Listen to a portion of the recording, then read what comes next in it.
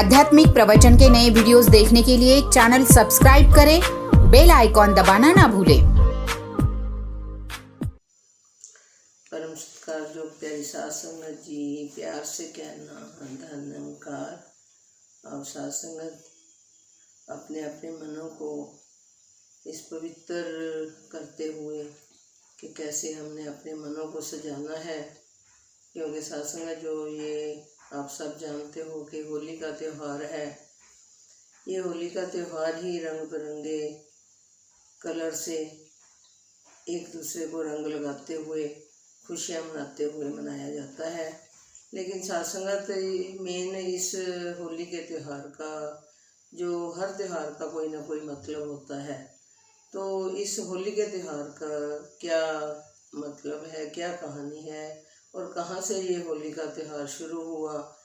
तो साध संगत कहते हैं कि जो हिरण्यकश्यप थे वो आप सब अच्छी तरह जानते हो कि जो हिरण्यकश्यप का स्वभाव था वो कितना कड़वा स्वभाव था और वो कितने गलत काम करते थे। मार पीट, एक दूसरे को तंग करना और जान से मार देना, परेशानियां देनिया, ये सब हिरण्यकश्यप के काम थे। तो उन्होंने कभी कोई अच्छा काम किया ही नहीं था।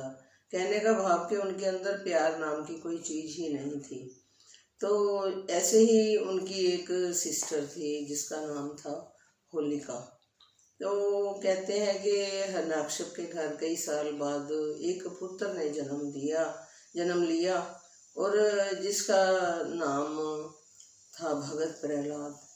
तो जैसे ही भगत प्रहलाद जी बड़े हुए तो जो हिरण्यकश्यप थे उनको भी गलत काम ही सिखाने की कोशिश करते थे। लेकिन जो भगत प्रहलाद थे वो शुरू से ही एक अलग ही स्वभाव के बच्चे थे।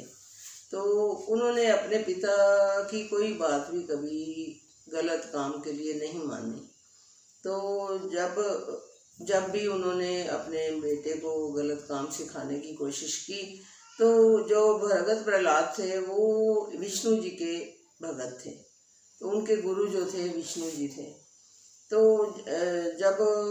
जब भी उनको गलत काम के लिए बोला गया तो भगत प्रहलाद ने हमेशा मना ही करा कि नहीं, मैं ये गलत काम नहीं करूँगा। तो हिरण्यकश्यप उनसे बहुत परेशान हुए। एक बार उन्होंने सोचा कि क्यों ना मैं अपने पुत्र को ही ख़त्म कर दूं। तो उन्होंने कई बार कोशिश भी करी, लेकिन हमेशा ही उनके जो गुरु थे विष्णु जी ने हमेशा ही उनको बचाया, उनकी रक्षा की।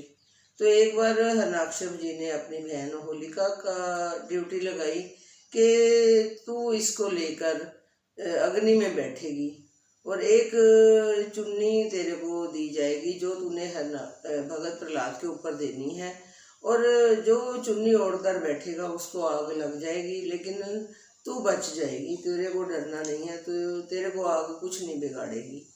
तो जो होलिका ने वैसा ही किया, वो भगत प्रहलाद को लेकर अग्नि में बैठ गई।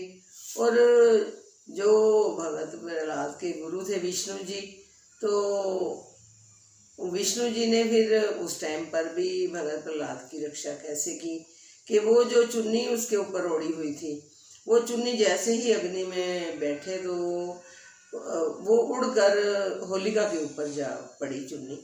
तो जो जिसने चुन्नी ओढ़ी हुई थी उसी को आग लगनी थी।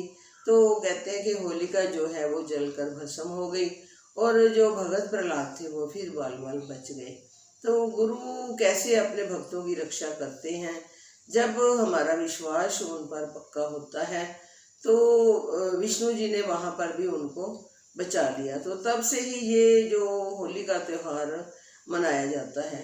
और दूसरा जो कहते हैं कि जो किशन जी थे वो अपने गोपियों के साथ कैसे फूलों को मसल कर, खुशबू वाले फूलों को अपनी गोपियों के ऊपर, उन फूलों के रंगों से अपनी गोपियों के ऊपर रंग लगाते थे और खूब नाच गाने करते थे। तो ऐसे खुशी मनाई जाती थी। तो उसी दिन से ये जो अब कहते हैं कि फूलों को यूज़ में ना लाते हुए अब रंग बिरंगे कलर जो हैं, कई कलर तो ऐसे भी आ गए हैं जो बिल्कुल केमिकल वाले होते हैं, तो उन कलर से अब होली का त्योहार मनाया जाता है। तो ऐसे उस दिन से ही ये होली का रंग बिरंगे कलर लगाने से होली का त्योहार मनाया जाता है। कहने का भाव कि भले ही हम खुशी मनाते हैं, लेकिन जब तक हमारे मन अंदर से फूलों से सजे हुए नहीं हैं, खुशबूदार नहीं हैं, तो जब मन हमारे खुशबू फैलाएंगे तो कैसे हमने होली के त्योहार को मनाना है। अपनी वाणी को ऐसे सजाना है, अपनी जुबान को इतना मिठास में लाकर, क्योंकि बोलने से भी जब हम गलत बोलते हैं तो दूसरे का मन जब दुखी हो जाता है तो वो फिर खुशबू की जगह बदबू ही फैलाई जाती है।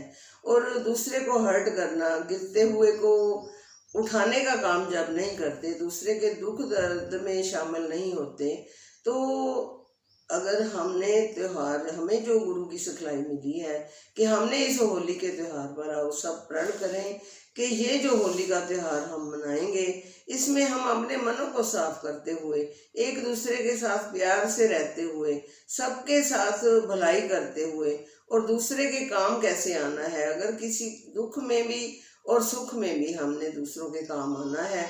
क्योंकि सत्संगत दासी अपनी बात करेगी कि पुरातन समय में जब दासी छोटी थी तो परिवार में जब कोई शादी होती थी तो घर वाले पहले से ही डिसाइड कर लेते थे, सब परिवार वाले बैठकर, कि हम एक एक आइटम जो है इस बच्ची को देंगे ताकि दूसरे को थोड़ा सुकून मिल जाए और बच्चे की भी आइटम सारी बन जाए। तो ऐसे मिलजुल कर जब हम शादियां भी करनी है, अगर किसी के ऊपर कोई दुख का टाइम भी आ गया, तब भी अपने घरों से, चाहे राशन का सामान है, चाहे सब्जी का सामान है, चाहे कोई भी सामान है, ऐसे उनके दूसरों के घर में भर देना कि ताकि उनको महसूस ना हो कि मेरे ऊपर इतना बड़ा कष्ट आया है। तो अवसासों में जो सेवा भाव होती है, तो बाबा जी ने हमें जो सेवा सिखाई है कि हमने सेवा कैसे करनी है, ये नहीं कि हमें जहाँ ज़रूरत है वहाँ हमने सेवा नहीं करनी। सत्संग दासी ने कई बार पहले भी बोला कि जो दासी को कोली परिवार के बेजी थे, उन्होंने दासी के मदर को भी यही सिखाया कि महापुरुषों, घर में गंगा बह रही है, अगर घर में हमारे बच्चे भूखे हैं, जब हमारे माता पिता भूखे हैं, तो हमारी जो बाहर हम सेवा करते हैं वो भी किसी काम की नहीं है।